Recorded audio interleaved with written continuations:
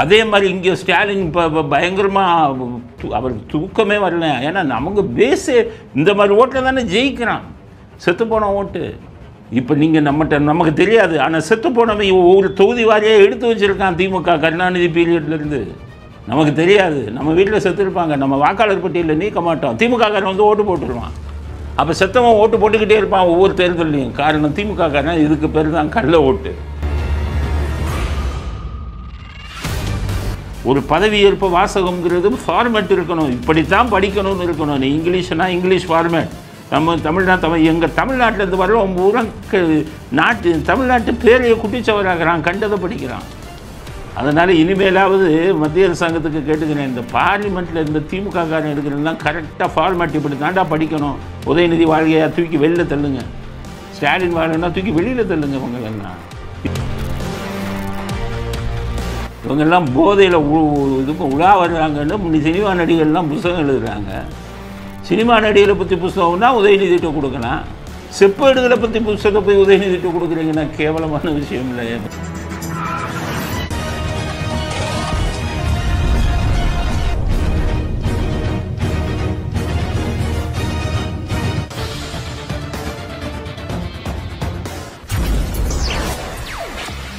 வணக்கம். இன்றைய அரசியல் ஆடுகளம் உங்களை அன்புடன் வரவேற்கிறது. இன்றைக்கு முக்கியமான செய்தி அலசல் என்னன்னு பார்க்கலாம். கிட்னி திருட்டு கடந்த 2 நாட்களாக அதிகம் பேசப்படக்கூடிய ஒரு விஷயம். அதாவது பெரம்பலூர், திருச்சிக்கு பக்கத்தில் இருக்கிற பெரம்பலூரில் ஒரு மருத்துவமனை, அது மருத்துவமனையை சேர்ந்தவர் வந்து திமுக காரன்னு சொல்கிறாங்க. அது எந்த அளவுக்கு உண்மைன்னு தெரியலை. அந்த இதில் வந்து கிட்னி வந்து ஒரு பெண் பேட்டி கொடுத்துருக்காங்க. எனக்கு கிட்னி அங்கேருந்து எடுத்தாங்க, எனக்கு இத்தனை லட்சம் ரூபா பணம் கொடுத்தாங்க அப்படின்னு சொல்லி ஒரு பேட்டி கொடுத்தாங்க. பேட்டி கொடுத்த உடனே அது பேசும் பொருள் ஆயிடுச்சு. நிறைய பேர் திமுக மேலே மண்ணள்ளி வீசுகிறாங்க, இந்த அரசாங்கம் தான் இதை பண்ணுது அப்படின்னு சொல்கிறாங்க. இதில் வந்து நம்ம எப்படின்னு கேட்டிங்கன்னா, எப்போவுமே திமுகவை திட்டுவோம், திமுகவை மற்ற கட்சி ஆதரிப்போம், அதெல்லாம் இல்லை. தகுதியின் அடிப்படையில் இதில் வந்து மா சுப்பிரமணி மந்திரி அவர் என்ன சொல்லியிருக்காரு, இது கிட்னி திருட்டு அல்ல, கிட்னி முறைகேடு, முறைகேடுக்கும் திருட்டுக்கும் வித்தியாசம் இருக்குது அப்படின்னு சொல்லியிருக்காரு. அண்ணாமலை கூட அதை எதிர்த்து கொஞ்சம் கடினமான வார்த்தைகளால் மா சுப்பிரமணியை திட்டியிருக்கார். மா சுப்பிரமணியை நம்ம திட்ட அந்த சாரில் அவ்வளோலாம் திட்டியிருக்கோம். ஆனால் இதில் நடந்தது என்ன அப்படிங்கிறத நம்ம பார்க்கணும். மா சுப்பிரமணி சொல்லபடி கிட்னி திருட்டு, கிட்னி முறைகேடுன்னு 2 இருக்குது. கிட்னி திருட்டு அப்படின்னா என்ன அர்த்தம்னா, கிட்னி கொடுக்குறவருக்கு தெரியாமையே திருடுறது, அதுதான் மிக மோசமான குற்றம். எப்படின்னு கேட்டிங்கன்னா, சில இவங்களுக்கு மருத்துவமனைகளுக்கு போகிறாங்க, சில பேர் வேறு ஒரு சிகிச்சைக்காக போகிறவங்களுக்கு ஆப்ரேஷன் பண்ணும்போது கிட்னியை அவங்களுக்கு தெரியாமல் எடுத்துடுறது. இது மிகப்பெரிய முறைகேடு. என்றைக்கு தனியார் ஆஸ்பத்திரி வந்ததோ தமிழ்நாட்டில் குட்டிச்சவராயிடுச்சு. ஒரு சில நல்ல தனியார் ஆஸ்பத்திரிகள் இருக்கலாம், பெரும்பாலான தனியார் ஆஸ்பத்திரிகள் வந்து வியாபாரத்தையே மையமாக வச்சு இந்த மாதிரி மருத்துவத்தை வியாபாரம் பண்ணிக்கிட்டு இருக்காங்க. அதனால தான் ஒரே ஒரு விஷயம், நம்ம நாட்டில் கல்வி தனியார் கையில் போகவே கூடாது. கல்வி என்றைக்கு தனியார் கையில் போச்சோ குட்டிச்சவர் ஆக்கிட்டான். டொனேஷன் வாங்குகிறான், சர்டிஃபிகேட்டை மாற்றி கொடுக்குறான், படிக்காதவனை பாஸ்ன்னு கொடுக்குறான், பணத்தை வாங்கிட்டு பல அலங்கோலங்கள் இந்த நம்ம நாட்டில் நடக்கிறதுக்கு காரணம் கல்வி வந்து தனியார் மயமாக்கப்பட்டது தான். மேனேஜ்மெண்ட்டு கோட்டான்னு சொல்லி 2 கோடி 3 கோடி வாங்கிட்டு மார்க்கு குறைஞ்சவனுக்கெல்லாம் டாக்டர் ஆக்கி விடுறான். இதுக்காகத்தான் நீட்டுன்னு கொண்டு வந்தாங்க. நீட்டு பாஸ் பண்ணால் தான் டாக்டருக்கு அட்மிஷனே கொடுக்கணும்னு கொண்டு வந்தாங்க. அதுக்கு இந்த அரசியல்வாதி 3ஆம் தர அரசியல்வாதியெல்லாம் குதிக்கிறான். அவன் குடும்பத்தில் எவனுக்குமே அறிவு கிடையாது, எவனுமே படித்தவன் கிடையாது. நீட்டுனா என்ன, டாக்டர் தகுதிக்காக அதை எப்படி கொண்டு வராங்கங்கிறத புரிஞ்சுக்கிற சக்தி இவனுக்கும் இல்லை. தனியார் மருத்துவக் கல்லூரிகளில் பணம் கொடுத்தா அதுக்கு ஆதரவாக பேசுகிறான். நாடு குட்டிச்சோராக போகுது. அப்போ எஜுகேஷன், கல்விங்கிறது வந்து தனியார் மயமாக ஆக்கக்கூடாது. இப்போ எம்ஜிஆர் மேலே ஒரு குற்றச்சாட்டு சொல்லுவாங்க, இந்த இன்ஜினியரிங் காலேஜெல்லாம் இவங்க மெடிக்கல் காலேஜெல்லாம் நிறைய பேர் ஆரம்பிக்க சொன்னார் அப்படின்னு. அன்றைக்கி இருந்த சூழ்நிலை எப்படின்னா, 84 அந்த 81 to 84 அரசாங்கத்திட்ட பணம் சுத்தமாக இல்லை. அப்படிப்பட்ட சூழ்நிலையில் தான் அவர் என்ன பண்ணார், கொஞ்சம் நல்ல காலேஜுங்கள்லாம் கொஞ்சம் நீங்கள் தனியாரெல்லாம் பணத்தை போட்டு ஆரம்பிங்க, வருங்காலத்தில் இன்ஜினியரிங்க்கு ஆள் தேவைப்படுது அப்படின்னு சொன்னார். என்ஜினியரிங் காலேஜ் அப்படி பண்ண இப்போ எம்ஜிஆர் ஆரம்பித்த இன்ஜினியரிங் காலேஜ்லேயே பார்த்தீங்கன்னா ஜேபிஆர் நல்லபடியாக நடத்திக்கிட்டு இருந்தார். ஆர்எம்கேவி இன்ஜினியரிங் காலேஜுன்னா அதுவும் நல்லபடியாக நிறைய கேம்பஸ் எல்லாம் வந்துக்கிட்டு இருந்தது. மெடிக்கல் காலேஜில் ஆர்எம்கே இது உடையார் மெடிக்கல் காலேஜ், ராமச்சந்திரா, அதெல்லாம் மிகச்சிறந்த மெடிக்கல் காலேஜாக விளங்குது. வெள்ளூரில் இருக்கக்கூடிய ஒரு விஸ்வநாதன் அவரெல்லாம் நல்லா நடத்துகிறாரு. அதுக்காக எல்லாத்தையும் குறை சொல்ல முடியாதுல்ல. ஆனால் பெரும்பாலான மெடிக்கல் காலேஜ், தனியார் மெடிக்கல் கல்லூரிகள் வந்து மருத்துவக் கல்லூரியில் முறைகேடுகள் நடக்குது. அதனால தான் இந்த மாதிரி பிரச்சனைகள்லாம் வந்தது.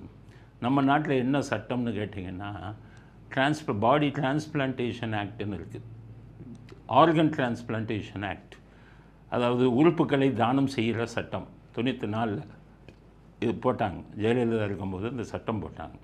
அந்த சட்டம் என்ன சொல்லுது அப்படின்னா, உறவினர்களுக்குள் நீங்கள் கிட்னியை மாற்றிக்கலாம், வியாபார நோக்கத்தில் கிட்னியை மாற்றக்கூடாது, விற்கக்கூடாது அப்படின்னு சொல்லுது.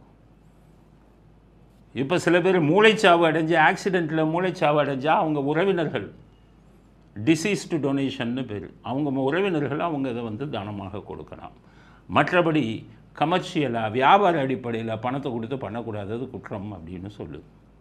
ஆனால் நம்ம என்ன பார்க்கணும்னா, இந்த ரூபாயை கொடுத்து கிட்னி வாங்குறானே அதை வெளிநாட்டில் போய் விற்கிறான், நம்ம நாட்டிலேயே தேவைப்படக்கூடிய ஒருத்தருக்கு அந்த கிட்னி போய் சேருது.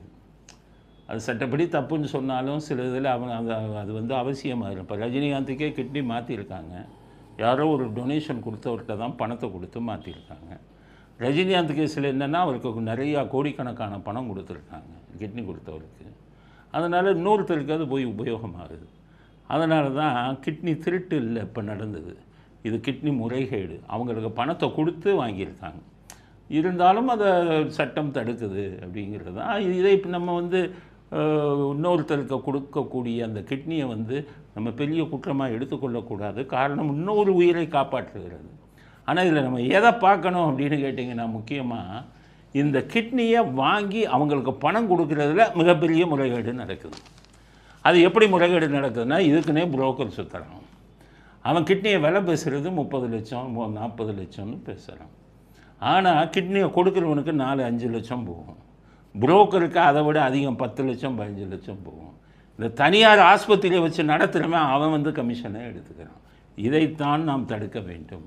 அதாவது பாதிக்க கிட்னியை கொடுக்குறவன், விருப்பப்பட்டு கொடுக்குறவனுக்கு அந்த 30-40 லட்சமும் போய் சேர்ந்தால் அவனுக்கும் உபயோகமாக இருக்கும், இன்னொரு உயிரும் காப்பாற்றப்படும். நம்ம அதில் தான் இது பண்ணணும். அரசாங்கம் வந்து அதை கண்டும் காங்காமல் இருக்கணும்னா தனியார் மருத்துவமனைகளை ஒழுங்குபடுத்தணும். இந்த தனியார் மருத்துவமனை எப்படி செய்கிறான்னா, டாக்டர்கள் பூரா புரோக்கர் ஆகிட்டான். எனக்கு தெரிஞ்ச ஒரு வழக்கில் டாக்டரே ஃபோன் பண்ணி என்கிட்ட கேட்குறான், என்கிட்டே கேட்குறான், என்ன சார் அவங்களுக்கு இன்னும் எனக்கு தெரிந்த வரைக்கும் கிட்னி இது பண்ணணும். அவன் வந்து 50 லட்சமோ நம்ம கேட்டான். சரி பார்க்குறோன்ட்டு வேறு சிகிச்சை பண்ணிக்கிட்டு இருந்தோம். டெய்லி ஃபோன் பண்ணுறான் டாக்டர், என்ன சார் வரலைன்னீங்களே, வரலையே. அவன் எதுக்கு ஃபோன் பண்ணுறான், அந்த பேஷண்ட்டை காப்பாற்றணும்னு இல்லை, அந்த 50 லட்சத்தில் அவனுக்கு பெரும்பகுதி கமிஷனாக வரும் அப்படின்னா.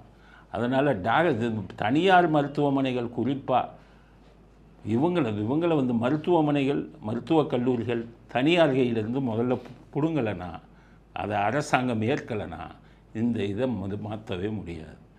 நம்ம அரசாங்கத்தில் இருக்கிற டாக்டருங்க நிறைய பேர் தனியார் மருத்துவமனைக்கு அட்வைஸராக போகிறான், ஸ்பெஷல் இதாக பார்ட் டைமில் போய் வேலை செய்கிறான். ஒவ்வொரு அரசு மருத்துவமனையில் இருக்கிற டாக்டர் பூரா தனியாக ஆஸ்பத்திரி கட்டுறான், தனியாக கிளினிக்கு கட்டுறான். அரசாங்க மருத்துவமனையில் வரக்கூடிய பேஷண்ட்டுங்கிட்ட இவனே புரோக்கர் வச்சு உள்ளே அவங்ககிட்ட போய் பேசுகிறான், இங்கே இருந்தால் குணமாகாது, நான் சொல்கிற ஆஃபீஸ் மருத்துவமனைக்கு போங்கன்னு சொல்லி இந்த டாக்டர் வெளியில் வச்சுருக்கிற மருத்துவமனைக்கு அவங்கள அழைச்சிட்டு போகிறான். அரசாங்கத்தில் இருக்கக்கூடிய மருந்துகள் எல்லாம், அரசாங்க செலவில் நமக்கு வரக்கூடிய மருந்துகள் எல்லாம் பெரும்பாலான டாக்டர்கள் எடுத்து அவங்க கிளினிக்குக்கோ அவங்களுக்கு வேண்டிய ஆஸ்பத்திரிக்கோ கொண்டு போகிறாங்க. ஸோ மருத்துவத்தில் இவ்வளோ பெரிய மோசடி நடக்குது. இதுக்கு பேர் தான் மெடிக்கல் மாஃபியா கேங்க்குன்னு பேர். அது கிட்னியோட மட்டும் இல்லை. இப்போ ரஷ்யாவில் புற்றுநோய்க்கு கண்டுபிடிச்சான் மருந்து, இலவசம்னா என்ன ஆச்சு பாருங்கள். இன்றைக்கி வர மருந்து வெளியில் வந்துச்சா? இந்த மெடிக்கல் மாஃபியா வர விட மாட்டான். இன்றைக்கி சீனா சொல்லிட்டான், டைப் 2 டயபெட்டிக், சர்க்கரை வியாதி, 2ஆம் வகை சர்க்கரை வியாதி. டைப் 2 டயபெட்டிஸ்னால் என்னென்னா டைப் 1 டைப் 2 இருக்குது. சின்ன வயசுலேயே வர்றது வந்து டைப் 1, குழந்தையிலே வந்துடும், சில பேர்த்துக்கு 10 வயசில் வரும், 15 வயசில் வரும், 20 40 வயசுக்கு முன்னாடி 35 வயசுக்கு முன்னாடி வரக்கூடியதெல்லாம் டைப் 1, சின்ன வயசில் வரக்கூடியது. அதுக்கு வயது நிர்ணயம் இல்லை, சின்ன வயதில் வரக்கூடியது. பிற்பகுதியில் வரக்கூடியது டைப் 2. அந்த டைப் 2 டயபெட்டிஸை ஒரு இன்ஜெக்ஷன் மூலம் நிரந்தரமாக குணப்படுத்தலாம் அப்படின்னு சைனா அறிவிச்சிட்டான். ஆனால் அந்த மெடிக்கல் மாஃபியா, அந்த மெடிக்கல் திருடர்கள் வரவிட மாட்டான் அந்த ஊசியை. ஏன்னா தினமும் சக்கரை டேப்லெட்டை, சக்கரை மாத்திரைகளை கோடிக்கணக்கான பேர் சாப்பிட்டுக்கிட்டு இருக்கான். அதில் மிகப்பெரிய வருமானம் வருது. இப்போ பார்த்தீங்கன்னா சக்கரை வியாதி இப்போ நீங்கள் போனீங்கன்னா 150 160 வந்துட்டால் சார் நீங்கள் டயபெட்டிக் மருந்து சாப்பிடுங்கிறான். ஆனால் வேர்ல்டு ஹெல்த் ஆர்கனைசேஷன் என்ன சொல்லியிருக்கான், 200 வரை இருந்தால் சர்க்கரை வியாதி கிடையாது, அதை மேனேஜ் பண்ணலாம், மாத்திரைகளே இல்லாமல் வெறும் உணவு கட்டுப்பாடில் பண்ணலாங்கிறான். ஆனால் எந்த டாக்டர்கிட்ட நீங்கள் போங்க 140 150 வந்தால் உங்களுக்கு சர்க்கரை வைக்க மாத்திரை கொடுத்துறோம். ஆக வியாபாரமாகிவிட்டது உலகம் எங்கும். இந்த மெடிக்கல் மாஃபியாங்கிறவன் எந்த மருந்துகளையும் வரவிட மாட்டான். இப்போ கேன்சருக்கு வரவிடுறது அவன் தான் தடுத்துக்கிட்டு இருக்கான். ரஷ்யாவிலேருந்து வந்ததை வரவிடாமல் தடுத்துக்கிட்டு இருக்கான். இதுக்கு அரசாங்கங்களும் துணை போகிறாங்களே. இந்த அரசாங்கத்தை நான் என்ன சொல்கிறேன், ரஷ்யா சொல்லிட்டான் கேன்சருக்கு மருந்து கண்டுபிடிச்சிட்டேன் ஃப்ரீன்னு. நீங்கள் கொரோனாவுக்கு ஃப்ரீயாக மருந்து வாங்கி கொடுத்தீங்களா, அவன் தான் ஃப்ரீங்கிறாங்க. உலகம் வாங்கி ஒரு ரஷ்யாவிலேருந்து லட்சக்கணக்கான இல்லை கோடிக்கணக்கான அந்த ஊசிகளை வாங்கி, அதுக்கு தடுப்பூசி புற்றுநோய்க்கு ரஷ்யா கண்டுபிடிச்சது, விலைக்கு வாங்கி இலவசம் தானே அவன் வாங்கி அத்தனை பேருக்கு நம்ம நாட்டில் இருக்கக்கூடிய புற்றுநோய்களுக்கு பூரா நீங்கள் கொடுங்களேன். டைப் 2 டயபிட்டிஸ் இருக்கிறவங்கெல்லாம் சைனாட்ட இருக்கிறத வச்சு அதை நீங்களும் டெஸ்ட் பண்ணி அவங்க சொல்கிறது உண்மையான சைனாவை மட்டும் நம்ப முடியாது, ரஷ்யாவை நம்பலாம். சைனாவை மட்டும் நம்ப முடியாது. ஏன்னா அந்த கொரோனாவில் அத்தனை மோசடிகளையும் பண்ணினவன் அவன் தான். அதை நம்ம மருத்துவ ரீதியாக பரிசோதனை செஞ்சு அதை நீங்கள் வாங்கி கொடுக்கலாம்ல. அப்போ இந்த மெடிக்கல் மாஃபியா தான் இன்றைக்கி உலகத்தையே ஆண்டுகிட்டு இருக்கான். கொரோனா ஊசிகளெல்லாம் மெடிக்கல் மாஃபியாவின் பங்கு மிக அதிகமாக இருந்தது. கொரோனா வைரஸையே மெடிக்கல் மாஃபியா சேர்ந்து மருந்து விற்கணும், மாஸ்க் விற்கணும், வென்டிலேட்டர் விற்கணுங்கிறதுக்காக மிகப்பெரிய மோசடியில் ஈடுபட்டாங்கங்கிற பேச்செல்லாம் வந்தது. ஸோ இந்த மெடிக்கல் மாஃபியாட்டிலிருந்து மக்களை காப்பாற்ற வேண்டியது அரசாங்கத்தின் கடமை. இந்த கிட்னி இதெல்லாம் நம்ம இது பண்ணணும் அப்படின்னா அரசாங்க ஆஸ்பத்திரி எல்லாத்தையும் தனியார்களை பூரா விரட்டிட்டு எல்லா மருத்துவமனைகளையும் அரசாங்கம் எடுத்தால் தான் இந்த மோசடி மிகச்சிறந்த முறையில் இயங்கக்கூடிய சில மருத்துவமனைகள் இருக்காங்க, அவங்கள நீங்கள் விட்டுடலாம். ஆனால் வியாபார ரீதியாக இயங்கக்கூடிய மருத்துவமனைகளை பூரா இப்போ இந்த கிட்னி இது பண்ணவங்களுக்கு லைசன்ஸை கட் பண்ணியிருக்காங்க. அது கூட என்ன லைசன்ஸை, மருத்துவமனை லைசன்ஸே கட் பண்ணணும். அதாவது இந்த உறுப்பு மாற்று செய்யும் லைசன்ஸை மட்டும் கட் பண்ணியிருக்காங்க. அதனால் இதில் அரசியலை பார்க்கக்கூடாது. இது எல்லா இடங்களிலும் நடக்கக்கூடிய ஒரு விஷயம், நியாயப்படுத்த முடியாது. அதுக்காக திமுக காரம் பண்ணிட்டாங்கிறதுக்கு எல்லா பழியும் தூக்கி அவன் தலையிலேயே போட முடியாது. இந்த சம்பவங்கள் இந்தியா முழுவதும் நடந்து கொண்டிருக்கின்றன. இதை நம்ம ஒழுங்கான ஆட்சியாக இருந்தால் பண்ணுவாங்க. இவங்களுக்கு தான் ஒரு அளவும் தெரியல. அவங்களுக்கு இதுனா என்னன்னு தெரியாது, கிட்னி டிரான்ஸ்பிளான்டேஷன்னா என்னன்னு தெரியாது, டிசீஸ்டு டிரான்ஸ்பிளான்டேஷன்னா என்ன தெரியாது, பிரெயின் டெத்துனா என்னன்னு தெரியாது இங்கே இருக்கக்கூடிய முதல்வருக்கு. அதனால் இந்த சம்பவத்தை ஒரு முன்னுதாரணமாக எடுத்து ஒட்டுமொத்த மருத்துவமனைகளையும் நாம் சரிப்படுத்த வேண்டிய கட்டாயம் வந்துவிட்டது. மக்களை இந்த மெடிக்கல் மாஃபியாக்களிடமிருந்து, இந்த மெடிக்கல் மோசக்காரர்களிடமிருந்து நாம் காப்பாற்றுவது அரசாங்கத்தின் கடமை அப்படிங்கிறத முதல் கருத்தாக பதிவு செய்ய விரும்புகிறோம். அடுத்தது சார். இந்த சார் இல்லை, நம்ம அந்த சார் இல்லை, அண்ணா பல்கலைக்கழகத்தில் நடந்த அந்த சார் நான் சொல்லலை. இது வெறும் சார். இது மத்திய அரசாங்கத்தின் இதில் இந்திய தேர்தல் ஆணையம் ஒரு நடவடிக்கை எடுத்திருக்காங்க. இப்போ பீகாரில் எலெக்ஷன் வரப்போகுது, அதுக்கு முன்னாடியே எடுத்துட்டாங்க. சார் அப்படின்னு, சார்னா ஸ்பெஷல் இன்டென்சிவ் ரிவிஷன் அப்படின்னு பேர். அதாவது முக்கியமான சிறப்பு நடவடிக்கை இந்திய தேர்தல் ஆணையம் செய்ய போகிறாங்க. சிறப்பு சீர்திருத்த நடவடிக்கை இந்திய தேர்தல் ஆணையம். எங்கே பிடிச்சிட்டாங்க, ஆணி வேலையே பிடிச்சிட்டாங்க. இதை பல வருஷமாக செய்யணும்னு பல பேர் குரல் கொடுத்துக்கிட்டு இருக்காங்க. அதில் நானும் ஒருவன். சின்ன வயது டிபார்ட்மெண்ட்டில் இருக்கும்போதுலேருந்தே இது சொல்லிக்கிட்டு இருக்கோம். தேர்தல் கமிஷனுக்கெல்லாம் நான் லெட்டர் எழுதியிருக்கேன். எப்படி தமிழ்நாட்டில் வாக்காளர் பட்டியலில் மோசடி நடக்குது, இவன் எப்படி கள்ள ஓட்டாத போடுறான். இப்போ கொண்டு வரும் திட்டத்தை ஒரு 70களில் கொண்டு வந்திருந்தால் கருணாநிதி ஒரு தடவை கூட முதலமைச்சராக இருக்க முடியாது. அவ்வளவு மோசடி இன்றைக்கி தான் கண்டுபிடிச்சிருக்காங்க. மத்திய அரசாங்கம் தேர்தல் ஆணையத்திட்ட சொல்லிட்டாங்க. தேர்தல் ஆணையம் என்ன பண்ணுறாங்க, பீகாரில் அமுல்படுத்துகிறாங்க. என்ன அமுல்படுத்துகிறாங்கன்னா, வாக்காளர் பட்டியலில் ஒரிஜினலாக இருக்கிறவனை தவிர டூப்ளிகேட்டாக இருக்கிற வாக்காளர்களை பூரா நீக்கிறான் தேர்தல் ஆணையம். இதை போய் செஞ்சுருக்கணுமே. யார் டூப்ளிகேட்டு? பீகாரில் பார்த்தீங்கன்னா வெளிநாட்டிலேருந்து வந்தவெல்லாம் ஓட்டு போட்டுக்கிட்டு இருக்கான். பீகாரில் எல்லாத்துக்கும் ஓட்டு இது கொடுத்துட்டான், வாக்காளர் அட்டை. வெளிநாட்டிலேருந்து வந்தவன்னா யாருன்னா, பங்களாதேஷிலேருந்து குறிப்பாக வந்தவன், மேற்கு வங்காளம் வெளியே வந்திருக்கான், பங்களாதேஷத்துலேருந்து. அவனை பூரா ரேஷன் கார்டை கொடுத்து வாக்காளர் பட்டியலை கொடுத்துட்டாங்க. ஓட்டு போட்டுக்கிட்டு இருக்கான். அந்த மம்தா பானர்ஜி ஜெயிக்கிறதெல்லாம் முக்கால்வாசி அந்த மாதிரி ஓட்டில் தான், அவர்கள் ஓட்டில் தான். இவங்க எங்கெங்கே வந்திருக்காங்க, மத்திய பிரதேஷ் வந்திருக்காங்க, அதுக்கப்புறம் யூபியில் கொஞ்சம் பேர் இருந்தாங்க, பீகார்லேயும் இருக்காங்க. இப்போ மத்திய அரசாங்கம் என்ன பண்ணாங்க, தேர்தல் கமிஷன்ட்டு சொல்லி எல்லாம் டூப்ளிகேட்டுப்பா, இவனுக்கு ஓட்டே கொடுக்கக்கூடாது, நம்ம நாட்டை சேர்ந்தவன் இல்லை, இவனெல்லாம் நீக்குங்கிறான். அப்போ நீக்கும்போது இன்னும் பல பேரை நீக்கிறாங்க. யாருன்னா, வெளிநாட்டிலேருந்து வந்து இங்கே ஓட்டு போட்டுக்கிட்டு இருக்கிறவன் 20 லட்சம் பேர் இருக்கான் பீகாரில். 20 லட்சம் பேரையும் நீக்குங்கிறாங்க. அதுக்கடுத்தது செத்து போனவன் இருக்கானே, அவன் ஒரு 10 லட்சம் பேர் இருக்கான் லிஸ்ட்டில், அவனையும் தூக்குறாங்கிறாங்க. இடம் மாறி போனவன் இருக்கான், வேறு மாநிலத்துக்கே போனவன், அவன் 10 லட்சம் பேர் இருக்கான், அவனை ஓட்டர் லிஸ்ட்லேயே வச்சுருக்கான், அவனையும் தூக்குறாங்கிறாங்க. எங்கே இருக்கான்னு தெரியாதவன் ஒரு 10 லட்சம் பேர் இருக்கான் ஓட்டு வாக்காளர் பட்டியலில், அவனெல்லாம் தூக்குடான்னு சொன்னால் 2 கோடி பேர் போலி வாக்காளர்கள், தகுதி இல்லாத வாக்காளர்கள். இன்னும் சில பேர் இந்த ஃபார்ம்லாம் ஃபில்லப் பண்ணி கொடுக்கலாமே, யாருன்னு தெரியல. ஆக 2 கோடி பேரை தூக்க சொல்லிட்டாங்க பீகாரில். குதிக்கிறான் யார், திமுக மாதிரி ஃப்ராடுத்தனம் பண்ணுறான் பாருங்கள் பீகாரில், அவன் பூரா குதிக்கிறான். நம்ம ஓட்டு போயிருமே, நான் தோற்று போயிடுவேனேங்கிறான். அப்போ இவ்வளோ நாளாக இங்கே கள்ள ஓட்டு போட்டுக்கிட்டு இருந்திருக்கான் அந்த எதிர்கட்சியில் இருக்கிற குரூப்பு, ஐஎன்டிஏயில் இருக்கிற குரூப்பு. லல்லு பிரசாத் யாதவ்னு ஒரு ஆளுக்கு அவர் பையன் வந்துக்கிட்டு இதே வேலை பண்ணியிருக்கான், பயங்கரமாக எதிர்க்கிறான். இங்கே பார்த்தீங்கன்னா மம்தா பானர்ஜி எதிர்க்கிறாங்க. காரணம், வெளிநாட்டிலேருந்து வந்த வாக்காளர்கள் மேற்கு வங்காளத்தில் நிறைய பேர் வாக்காளர் பட்டியலில் சேர்த்துட்டாங்க. அதே மாதிரி இங்கே ஸ்டாலின் இப்போ பயங்கரமாக அவர் தூக்கமே வரல. ஏன்னா நமக்கு பேஸே இந்த மாதிரி ஓட்டில் தானே ஜெயிக்கிறான், செத்து போன ஓட்டு. இப்போ நீங்கள் நமக்கு தெரியாது, ஆனால் செத்து போனவன் ஒரு தொகுதி வாரியாக எடுத்து வச்சுருக்கான் திமுக கருணாநிதி பீரியட்லேருந்து.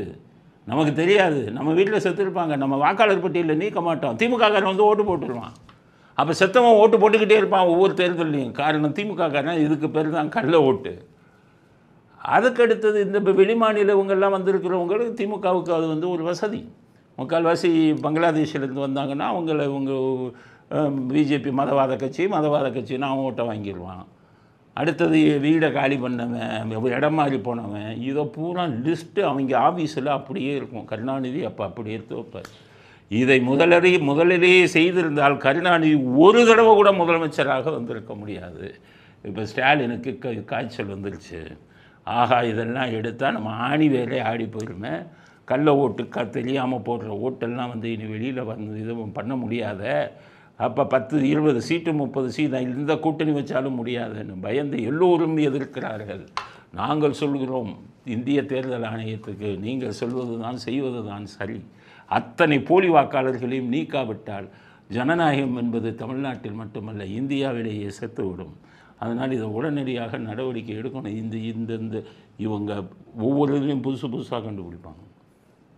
அதனால் இப்போ திமுக ஏன் ஜெயிச்சுக்கிட்டே வருதுன்னா இந்த இந்த இந்த லிஸ்டெல்லாம் வந்துட்டு இருக்கும்.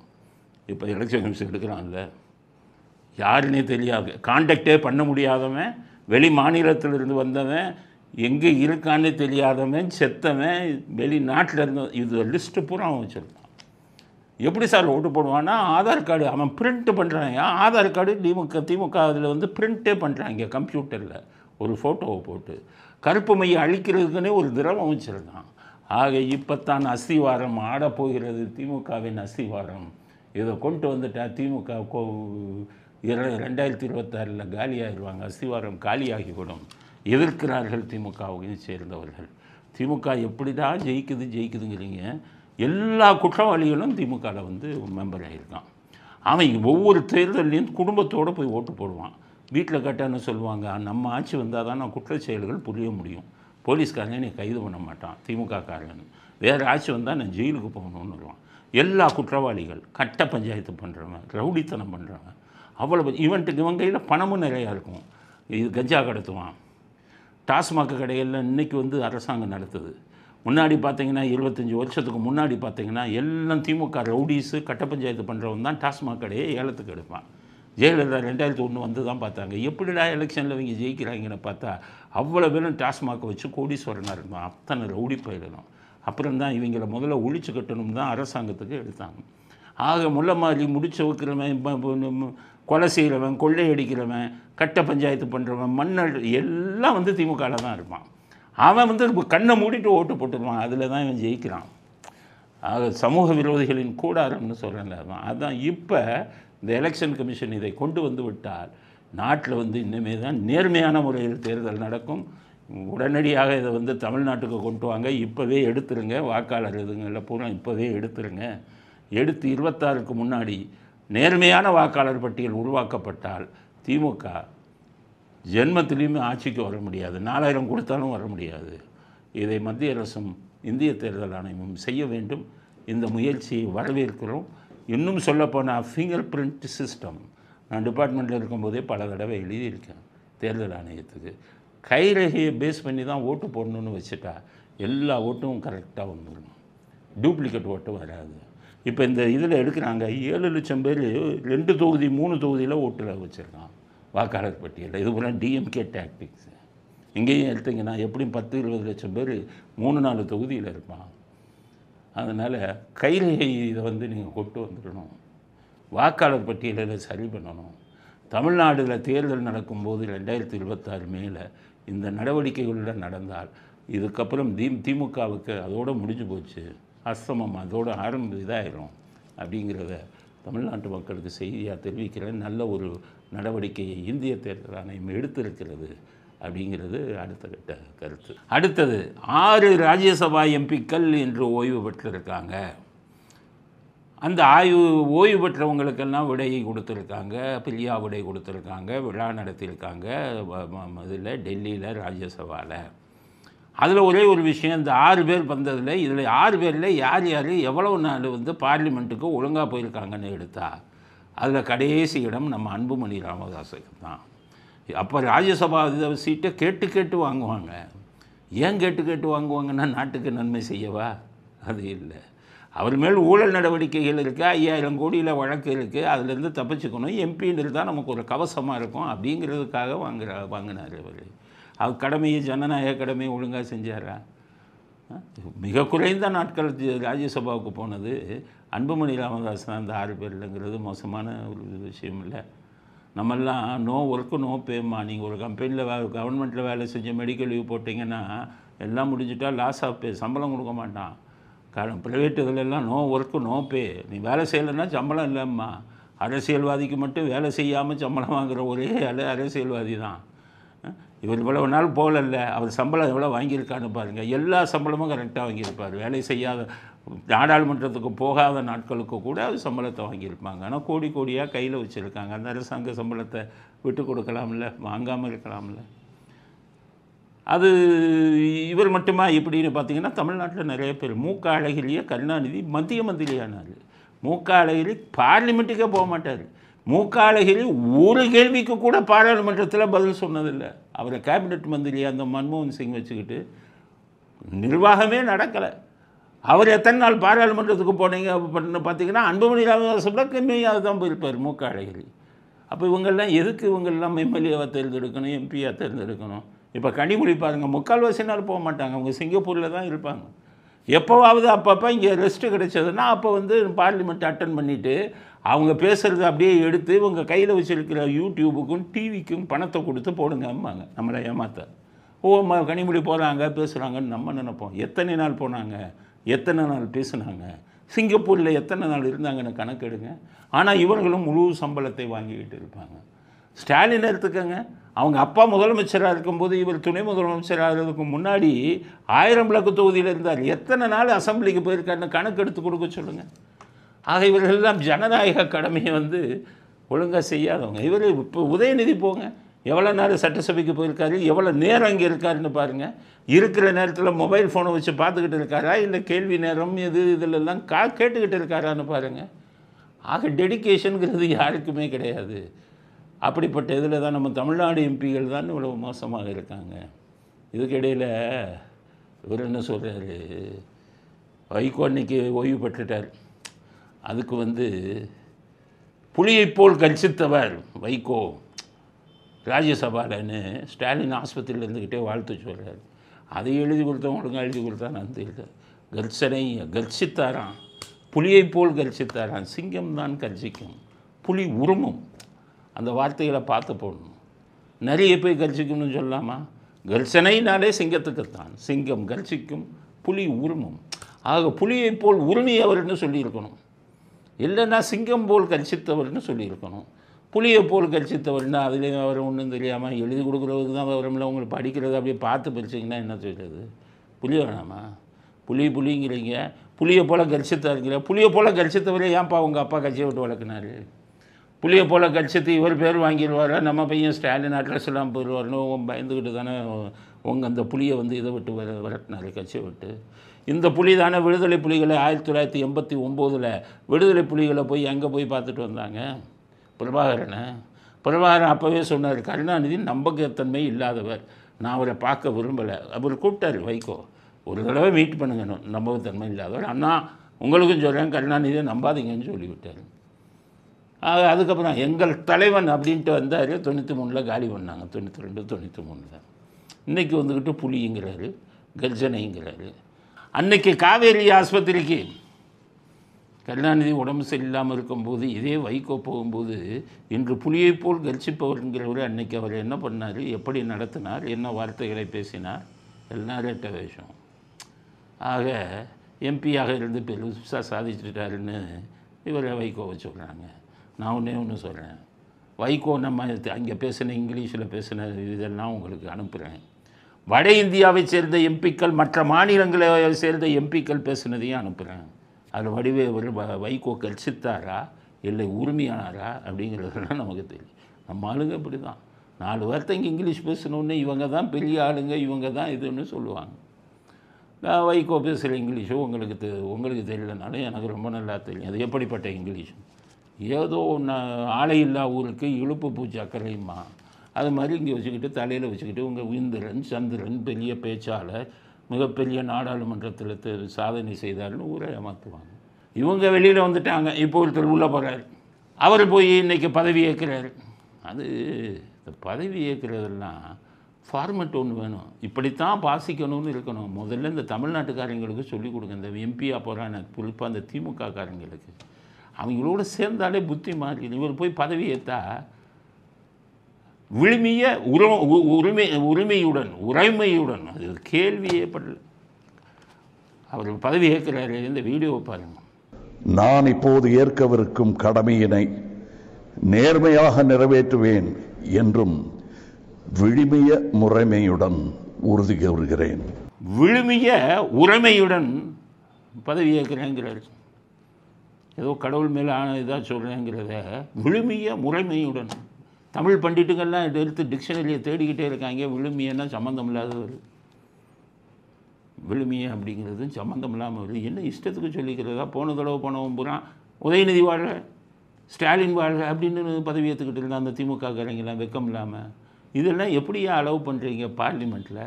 ஒரு பதவியேற்ப வாசகங்கிறது ஃபார்மேட் இருக்கணும், இப்படித்தான் படிக்கணும்னு இருக்கணும். நீ இங்கிலீஷ்னா இங்கிலீஷ் ஃபார்மேட். எங்கள் தமிழ்நாட்டிலேருந்து வர்றவன் பூரா தமிழ்நாட்டு பேரையை குட்டிச்சவராகிறான், கண்டதை படிக்கிறான். அதனால் இனிமேலாவது மத்திய அரசாங்கத்துக்கு கேட்டுக்கிறேன், இந்த பார்லிமெண்ட்டில் இந்த திமுக காரன் எடுக்கிறதுலாம் கரெக்டாக ஃபார்மேட் இப்படி தாண்டா படிக்கணும். உதயநிதி வாழ்கையாக தூக்கி வெளியில் தள்ளுங்க, ஸ்டாலின் வாழ்கைன்னா தூக்கி வெளியில் தள்ளுங்க. இவங்களெல்லாம் இஷ்டத்துக்கு பதவி பிரமாணத்தை எடுக்கிறதுக்கு இதுவாக அது என்ன கேலி கூத்தா? இது என்ன கோமாளிகளின் கூடமா இல்லை சர்க்கஸ் கூடாரமா? அதனால் இவங்களுக்கு கேட்குறேன், மோடிக்கு தயவு செய்து இந்த தமிழ்நாட்டில் இருக்கிறவங்களெல்லாம் எம்பியாக இது பண்ணி எங்கள் மானத்தையே, எங்கள் தமிழ்நாட்டு மக்கள் மானத்தையே, தமிழ்நாட்டு மானத்தையே வாங்கிக்கிட்டு இருக்கான். இவர் இந்த முட்டாள்களுக்கு தனி ஃபார்மேட் போட்டு கொடுங்க, இஷ்டத்துக்கு படிக்க விடாதீங்க. இப்படியா என்னென்னத்தையோ போய் படிச்சுக்கிட்டு இருக்கிறது அப்படிங்கிறத இந்த கமல்ஹாசனுக்கெல்லாம் சொல்கிறேன். எங்கேருந்து அந்த வார்த்தைகள்லாம் கண்டுபிடிச்சிங்க? நாட்டுக்கு தேவையான வார்த்தைகளை சொல்லுங்கள். அரசியல் சட்டத்தின் மீது ஆணையாகன்னு சொல்கிறேன், சொல்லுங்கள்.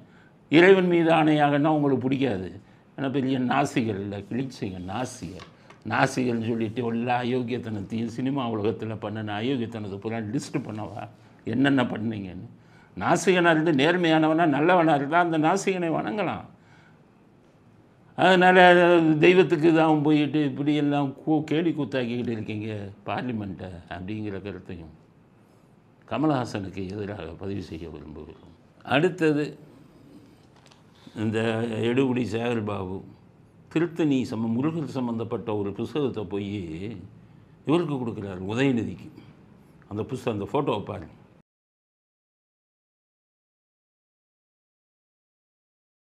ஃபோட்டோ 10 புக்கு பேர் திருத்தணியல், நல்லா பாருங்கள், புஸ்தகம் பேர் திருத்தணியல்.